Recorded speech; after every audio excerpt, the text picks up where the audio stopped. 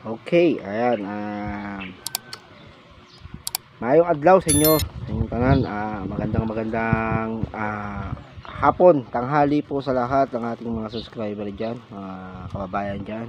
At salamat sa Diyos sa araw na ito, sa pagkakataong makapag-share na naman tayo ng ating mga nalalaman, idea, at kaalaman sa bawat Pilipino. Hindi totoo yan. Ayan, salamat sa Diyos sa araw-araw. Ayan, sa topic natin ngayon ay may nagtanong sa akin, isang architect, tanong niya sa akin, Jad, bakit daw mahal ang singil ng isang electrician? Okay, ayan, napakagandang tanong. Una, narinig ko yun, binalik ko sa kanya yung tanong. Gunggong!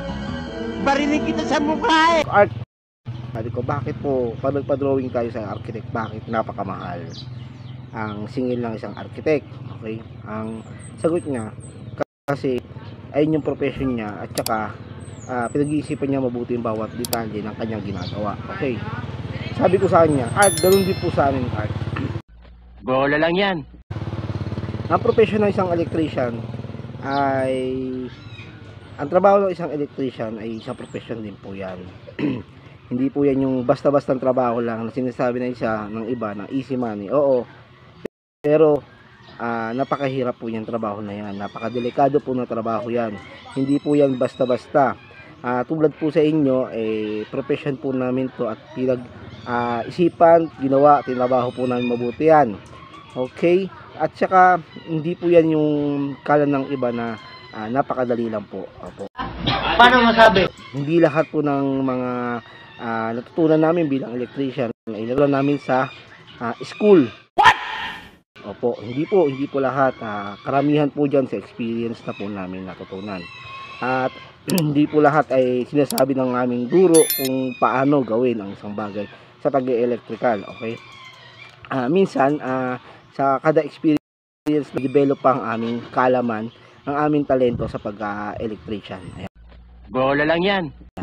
At yung iba, sinasabi nila na mag-overprice daw, na Alas man ang bunga nga mo, ha? mag-overprice ang isang singil sa electrical, pero hindi nila inisip na na sobrang hirap po gawin at napakadelikado po ng gawain na yan. Tulad po din po ng isang doktor, napakadelikado. Isang pagkakamali mo lang po dyan, maaari pong buhay ang papalit o buong bahay ang kapalit. Yan. Oh my God! Isang maling wiring yan. Kaya sa mga taong nagsasabing mahal daw ang isang electrician, sana po isipin nyo muna po yung papagawa ninyo at yung yung gagawin sa bahay ninyo bago po kayo magsabi na napakamahal po ng isang electrician. Hindi totoo yan. Kasi ang trabaho po ng electrician hindi po biro yan. Yan, isang profession, marangal na profession po yan. Ayan, tulad ka sa akin, ma-share ko lang. Pag ako may gawa, may project, pag ako may wiringan, believe me or not, pero may time talaga na sa gabi pa lang iniisip na, once na na-estimate ko yung isang gawain na electrical, yung wiringan, gabi pa lang iniisip ko na Ano ka nasisira, ulo? anong diskarte gagawin ko, paano. Iniisip ko na yan, hindi yung nandun lang ako sa trabaho, doon ako sa araw ng tsaka ko iisip, hindi. Mag-iisip na ako, dito ko papadawaanin yung dito gato gagawin ko, ito ganyan.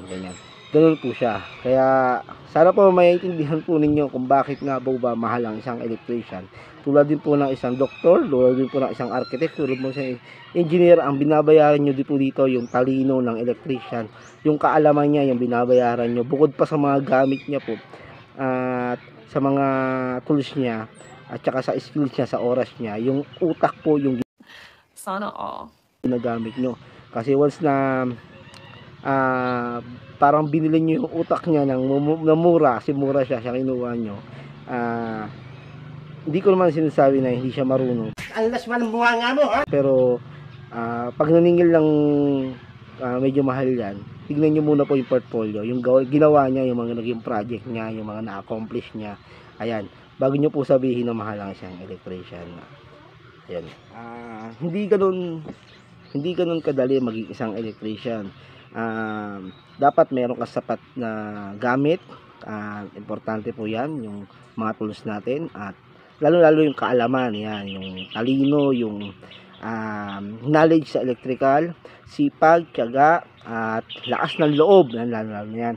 Kasi may mga time talaga na kailangan live ang gagawin mong electrical. Bola lang yan. Hindi natin may iiwasan yan. Kailangan meron kang lakas ng loob, sipag at tiyaga, yan. Tapos tsaka diskarte, yan. Dapat di ka mawalan diskarte. Tsaka yung ginugol na oras dyan sa pag-aaral napakahaba din po na panahon. Kaya mas maganda po kung may trabaho po kayo na papagawa sa isang electrician, estimate nyo rin po yung papagawa nyo bago nyo po sabihing mahal po ang isang electrician. Tulad namin, tulad po dito sa amin, dito sa tinutuloyan ko ngayon dito sa South Cotabato, ay merong kooperatiba na tinatawag na South Socoteco, which means may mga grupo ng electrician dito na tinatawag na accredited electrician, at meron siyang sinusunod na tarif. Okay, kung i-compare mo sa amin sa Manila na si Meralco wala pong pakialam dyan sa tarif na yan. Tama kayo. Ako naman eh. Ang importante sa kanila ay sinusunod ka po sa standard. Alam mo yung standard, kasi may mga hindi sumusunod sa standard at basta wiring na ng wiring. Yan. Panoorin yung next video ko about yan sa electrical load schedule, about naman dyan, para at least naman alam nyo kung para saan ba yung electrical load schedule. Okay, dito nga sa Coteco, may sinusunod na tarif, which means napakababa po. Hindi ganun kalaki, hindi ganun kataas yung kita ng isang skilled worker dito, tulad ng electrician dito sa South Cotabato. Tsamba na lang kung mayroong mga galante o may mga may pera talagang kliyente na talagang pumapayag na medyo mataas po sa cost.